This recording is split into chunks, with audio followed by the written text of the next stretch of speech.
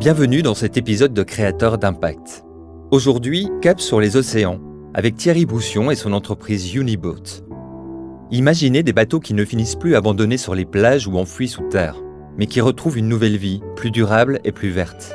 C'est l'idée derrière Uniboat, prolonger la vie des bateaux en les reconditionnant et en intégrant des technologies innovantes pour minimiser leur impact environnemental. Une aventure qui allie passion de la mer et engagement pour la planète. Les navires ont une durée de vie de 40 ans, mais combien de temps passe-t-il réellement en mer ? Comment Thierry a eu l'idée de faire passer l'allongement de la durée de vie d'un bateau de plaisance par la case économie circulaire ? Quels nouveaux modèles de partage et de co-navigation peuvent permettre demain d'aller encore plus loin ? Thierry Boussion nous répond en nous embarquant dans les coulisses de Uniboat. Uniboat est né il y a un peu plus de 2 ans à Batte-sur-Mer, près de la Baule, en Loire-Atlantique.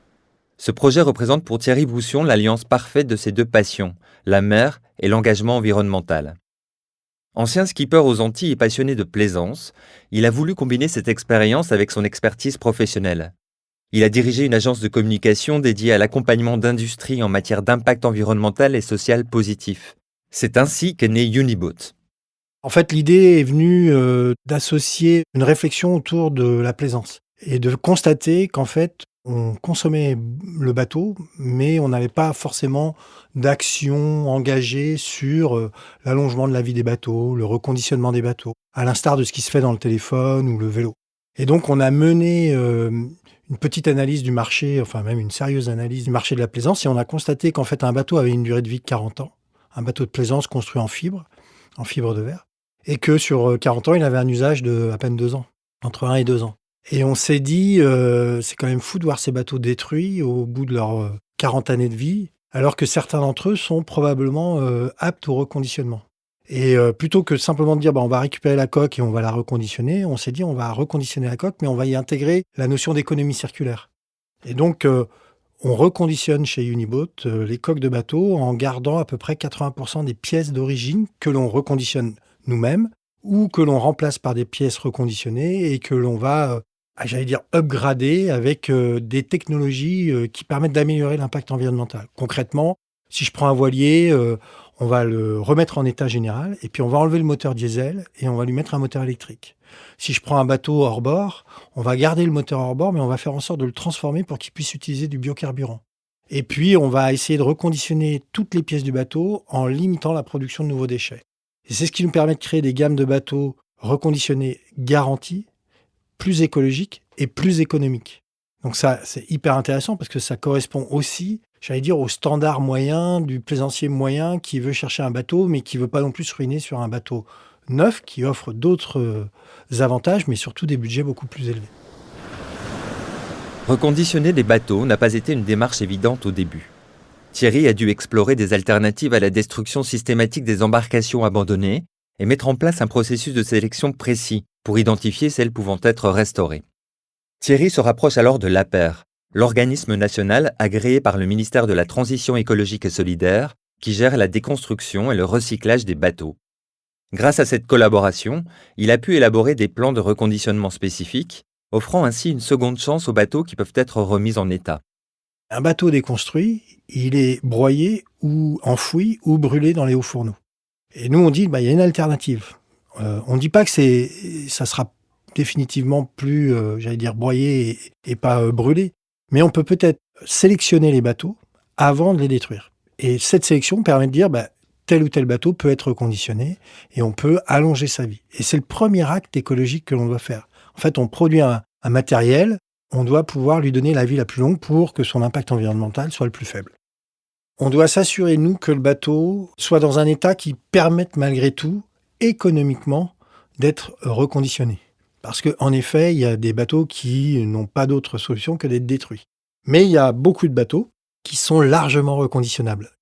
On est attentif sur l'état du bateau, parce qu'il y a aussi beaucoup de bateaux que j'oriente vers l'APER en disant « Je suis désolé, ce bateau ne peut pas être reconditionné, il est amené à être détruit, il faut que vous l'envoyiez. » Après, on a un écosystème qu'on a mis en place autour de nous, des partenaires, et je pense notamment à la recyclerie maritime au Croisic. C'est des gens à qui j'ai donné des coques de bateaux et qui vont les transformer en mobilier urbain.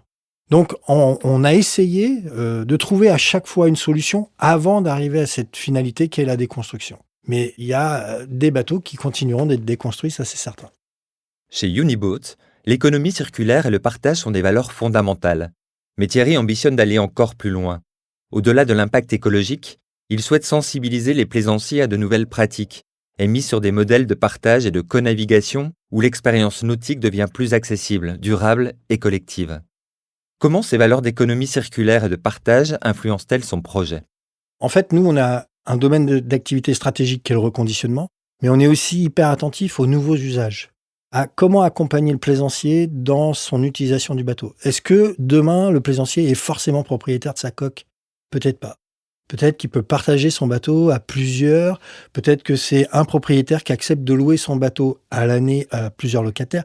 Il y a plein de solutions à imaginer qu'on doit co-construire avec les plaisanciers. Et c'est ce sur quoi on travaille en parallèle de notre approche. Il y a plein d'initiatives qui sont en train de se mettre en place. Ce qu'il faut, c'est, acculturer le plaisancier au fait d'accepter de pouvoir partager son bateau. On a une culture très ancrée sur la propriété du bateau en France. Mais la nouvelle génération qui arrive avec une expertise du partage du bien qu'on pourrait dire inutile, parce qu'un bateau, ça n'a rien d'essentiel, et qui, me semble, peut capter l'intérêt des futurs plaisanciers. Le reconditionnement du bateau s'inspire du reconditionnement des voitures, des vélos, des téléphones, des smartphones, et l'idée, c'est d'aller encore un peu plus loin et de se dire on pourra peut-être partager cet usage. Aujourd'hui, Uniboat reconditionne entre 10 et 15 bateaux par an. Mais Thierry vise bien plus haut. Son ambition est de dépasser la centaine de bateaux reconditionnés chaque année et d'atteindre, d'ici 2035, 5% du marché de l'occasion. Avec une demande en forte croissance, Thierry est persuadé que Uniboat a les moyens de répondre à ce besoin. Quels sont les signaux qui lui permettent de croire en la réussite de son projet ?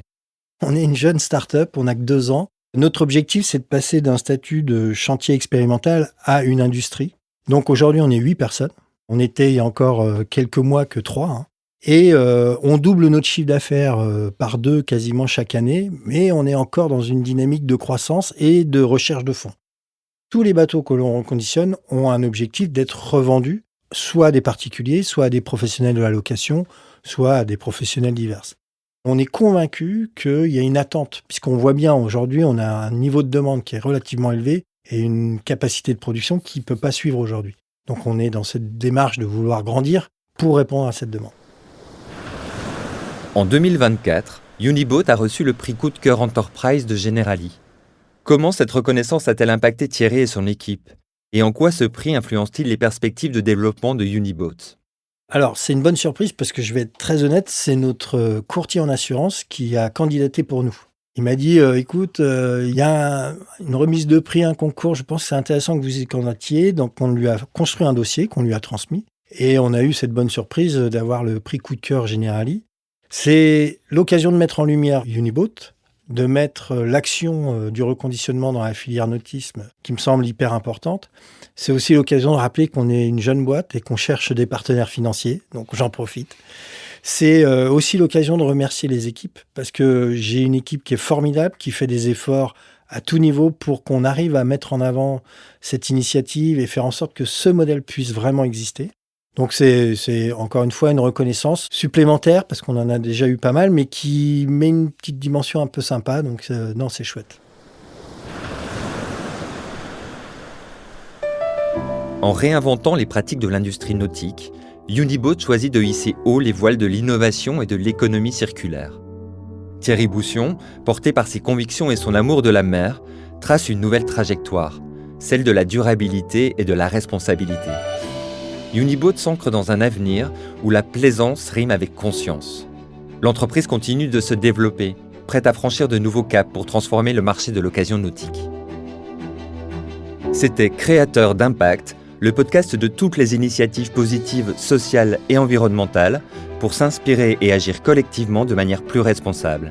Un podcast réalisé par Generali.